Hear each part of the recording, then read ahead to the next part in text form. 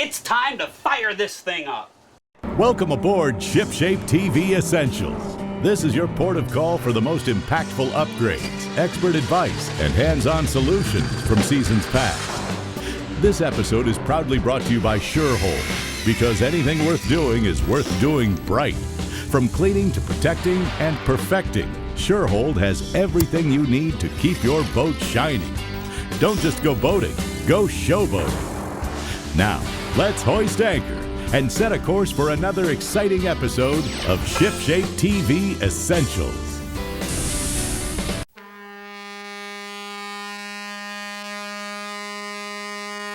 If boating's your game, then you'll agree. ShipShape is the way to be.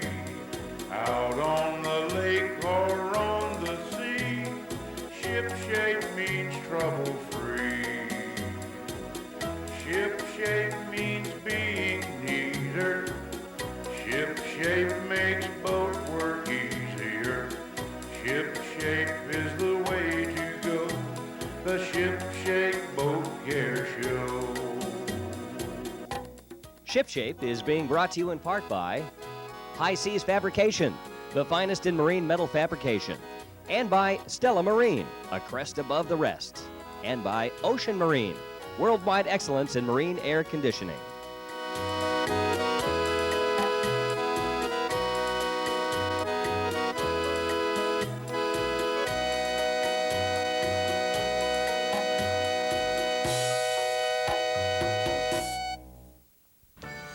Welcome to ShipShape, the boat improvement show. I'm your host, John Greviskis, and this is my partner, the extremely trim one himself, Burt. Howdy, folks. We're on location today at Seminole Boat Yard in Palm Beach Gardens, Florida, and if you couldn't guess, today's show's about trim tabs. Today we're going to be installing trim tabs on a 23-foot Seahawk. If there's a project that you'd like to see us cover here at ShipShape, write us a letter or send us a fax. Write your project suggestions to ShipShape, the TV show. Attention Project Director, Post Office Box 31561, Palm Beach Gardens, Florida 33420. Or fax us at area code 407-626-4348. Burt, what kind of tools do we need to install trim tabs? Okay, I'll be needing my drill, my saber saw, wire crimps, a couple different size wrenches, screwdriver. Why don't we do this? Why don't you go ahead and get set up for today's project? I'm going to head on over to Boat Owners Warehouse and speak with our friend Larry Cooper to see what's available in trim tabs. Okay. Don't float away. ShipShape. We'll be right back.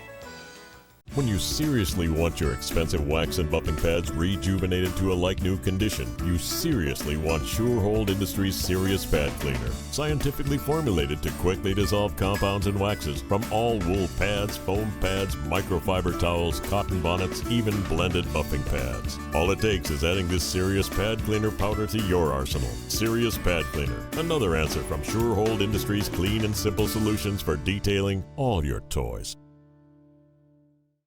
Good morning, Larry. How have you been?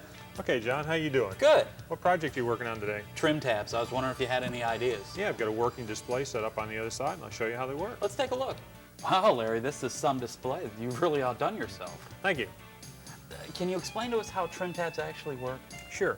They're hooked into the 12-volt system on the boat, whether it's 12, 24, or 32.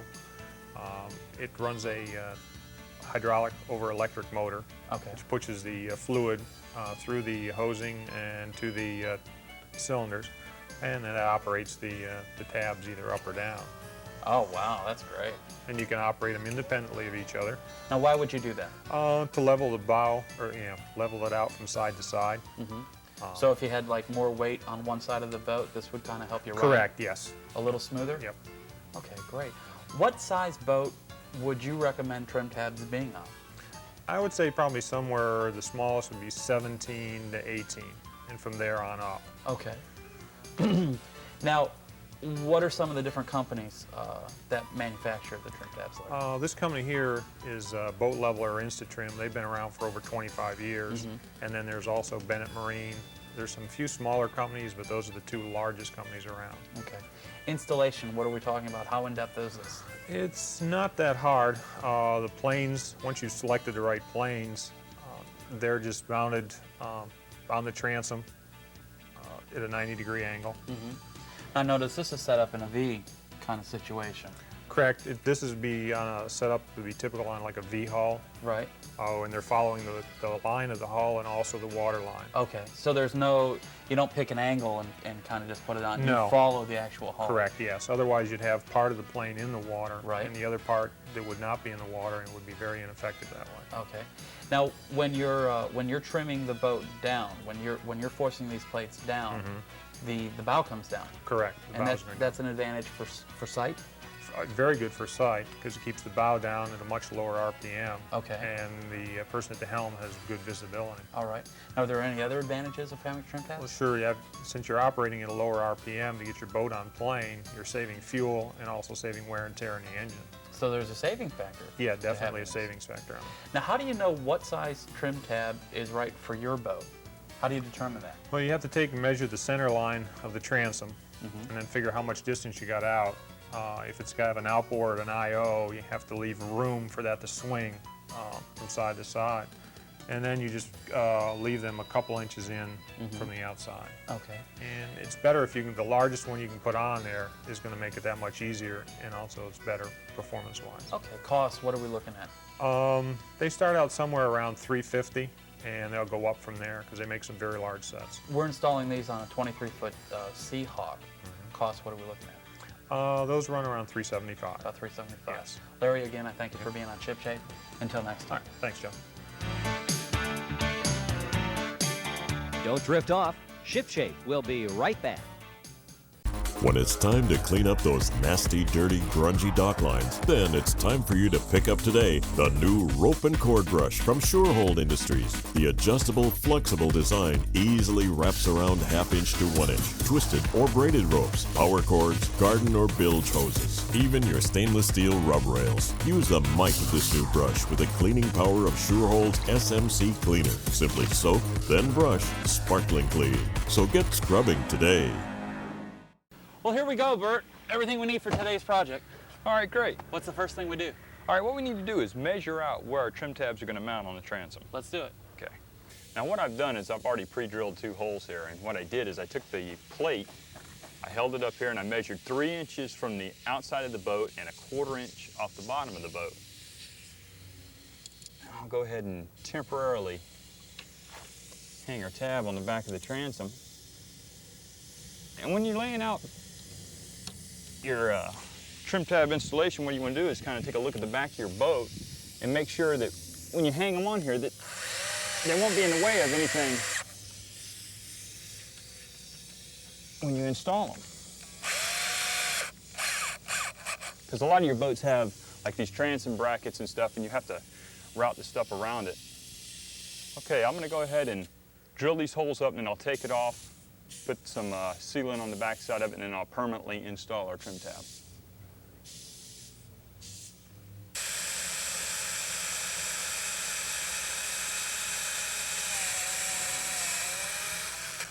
Now I'm going to apply some marine sealant to the back of our trim tab here. That way it'll help bond it to the back of the transom, and it'll also help seal the holes in the back of the transom. This stuff, when it dries, it is very strong. So you want to make sure you have it right where you want it when you get it up there.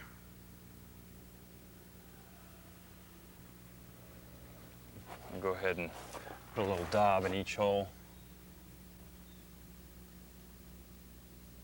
So when the screw goes in, it'll just carry it right on in there.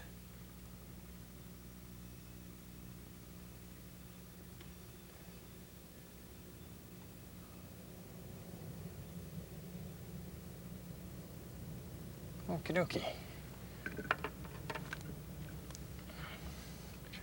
Grab a couple of screws. And we're ready to hang it up here.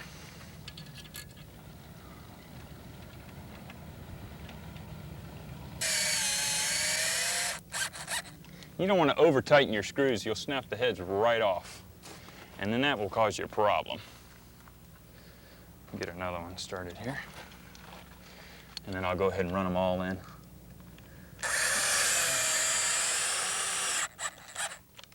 Okay, I'm going to repeat the same process on this side that we did on the other side. Go ahead and make our marks.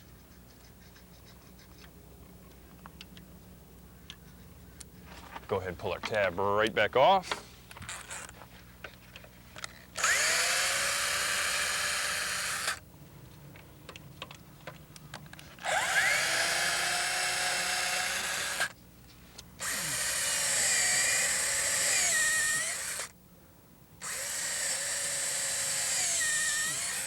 Now I'm going to mount this hydraulic cylinder on the back of our trim tab. Take our screws and lock washers and run them up in the back here. Now the cylinder has recesses in it for your nuts to sit in, so you don't have to use a wrench to hold them in place, which makes it a lot easier. Once I get this on here, we'll be able to swing our cylinder up and mark out where we're going to lay out our holes.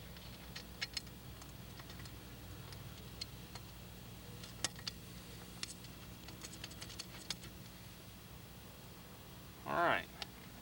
Now on this particular boat, we're going to mount it actually a little higher than the instructions tell us to. The instructions say 90 degrees, but with this bracket on the back of the boat sits a little bit lower in the water than the actual water line shows. So I'm going to mount this thing just a little bit higher.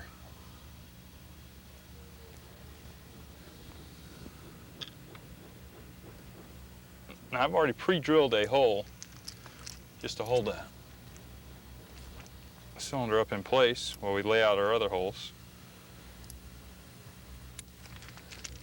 Run this thing up.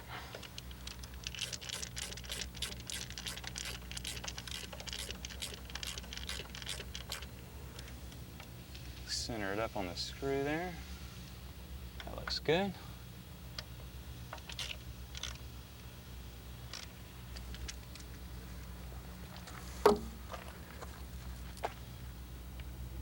Mark out our holes.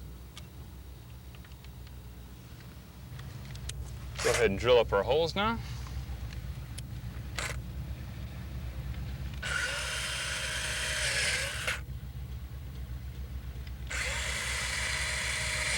When you're drilling in the back of your transom, you want to make sure you don't run your drill all the way through your transom, just far enough to go ahead and break through the fiberglass on this side and a little bit into your wood core and stop. And let the screw draw up the rest. And again, what I'm using is 5200. I'm just going to daub the holes right here for the screws. Now I'm not going to put any really on the back of my hydraulic cylinder, because once this stuff grabs a hold, it likes to stay. And if you ever have to replace your hydraulic cylinder, it makes it very hard for it to get off. And now we're going to mount this on the back of the transom, run our screws in.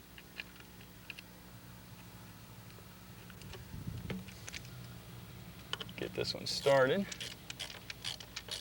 All right, now I'm going to go ahead and finish tightening up our hardware, and then we're going to route our hose. I've already drilled a hole in the back of our transom here. It's a 1/2 inch diameter hole. And I also placed some caulking on the inside of the hole and smoothed it out. This is to protect our wood from any water damage that may occur. I'll go ahead and slide our hose through.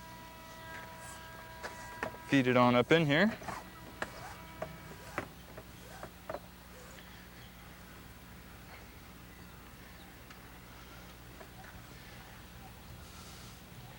We have a cover plate that goes over it, and you can position, this kind of gives you a little leeway for if you have some obstructions on the back of your transom here, like we do with this platform. We'll be able to mount this on here, and it helps in routing the hose without it getting kinked or caught or anything. All right, our cover plate actually will help route our hose away from our transom bracket. And when you're installing your trim tabs, you want to make sure that you don't let your hose rub up against anything that'll rub a hole in it, because you'll lose your hydraulic pressure and your trim tabs won't work. All right, we're going to mount our reservoir underneath our console, right close to our power supply. Go ahead and lay it up in here and mark it up.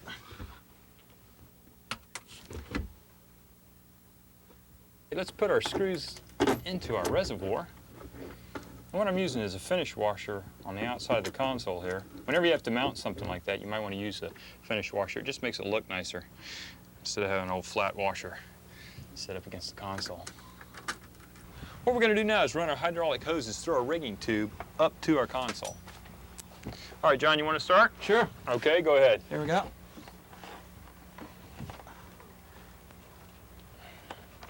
All right, now we're going to hook up to our starboard side, which would be the right. There again, I just like saying left and right, and front and back. Just makes it simpler. But the real nautical people, they like to go port and starboard, bow and stern. All right, we're ready to drop our rocker switches in here. I'll feed our power cord down in here. And this set of rocker switches here, they're waterproof. They have a gasket on the bottom side of it and a flexible plastic cover on the top side, which won't allow water to seep in on your switches and corrode them up. So that makes it kind of nice when you're washing down your boat. You really don't have to worry about these particular switches anyway. Now we're going to run our wires from our reservoir up to our switches and to our power supply. And the plug is a 6-prong plug, and it'll only plug in one way. So you really can't mess that up. Just plug it in and run your wires up. All right, let's fill our reservoir with our hydraulic fluid. Put a little funnel in here.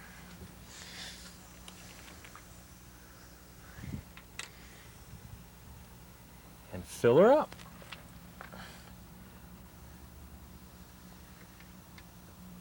And there is a fill level. You can see it as the fluid goes in.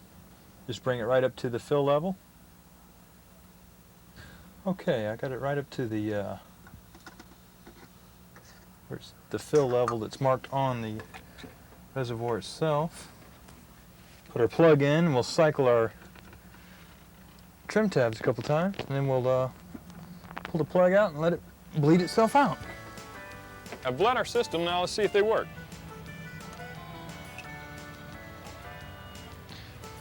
John, are they working? They're looking good, Burt. Well, all the hard work paid off.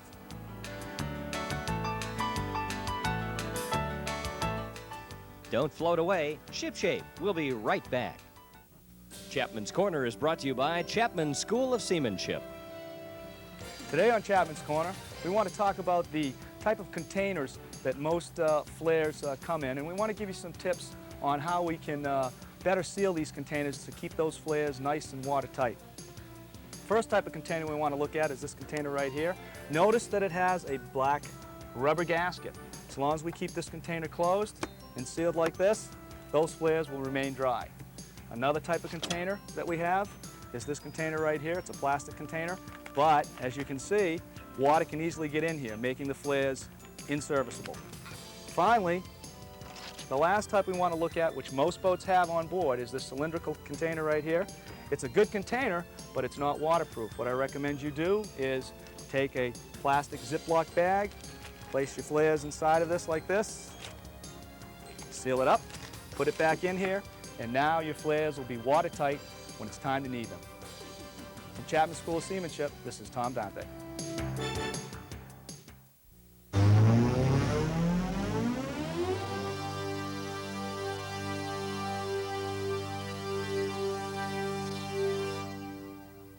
I'm in Stuart, Florida at Stella Marine, and with me is the owner of Stella Marine, Bob Stella. Bob, again, welcome to Shipshape. Okay, John, good to see you. I understand we're going to be taking a look at this 30-foot Pursuit. Can you tell us a little bit about this boat, Bob? Well, this is a brand new boat. It came out last year, and it's been a very, very good seller for us. And there's a lot of reasons for that. I'd like to tell you about it. Sure, let's go. Okay, first of all, you notice the helm. I do. This is nice. You've got 360-degree visibility all the way around. Nice feature.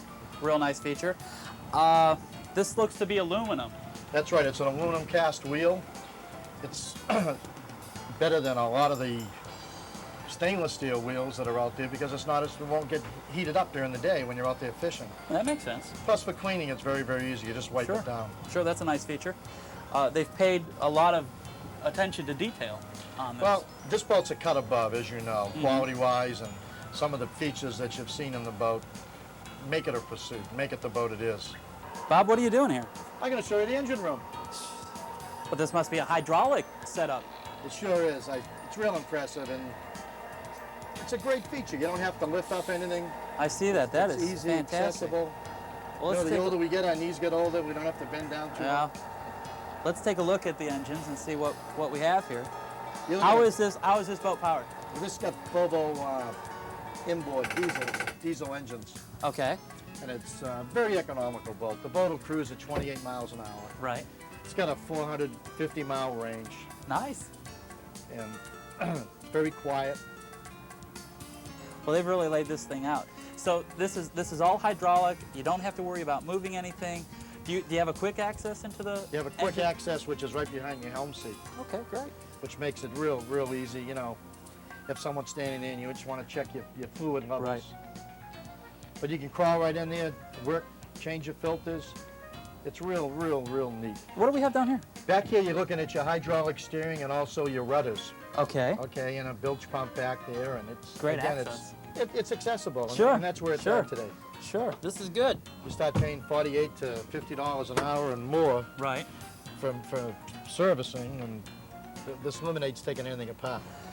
We're up on top in this tower, Bob, and we're talking about one spectacular 360-degree view. Notice how easy it was for you to get up there. You didn't have to crawl under anything. Plenty of headroom, but you feel very secure up here.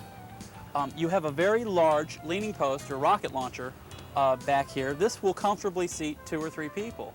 And when you're moving in those ways, you feel totally safe. You sure do. Very secure. Again, I see that you have the aluminum wheel. Now, it's a hot floor today, That's pretty cool. and isn't my it? hands are in the direct sun on this wheel, and there is not a problem in the world with this. That's a great feature.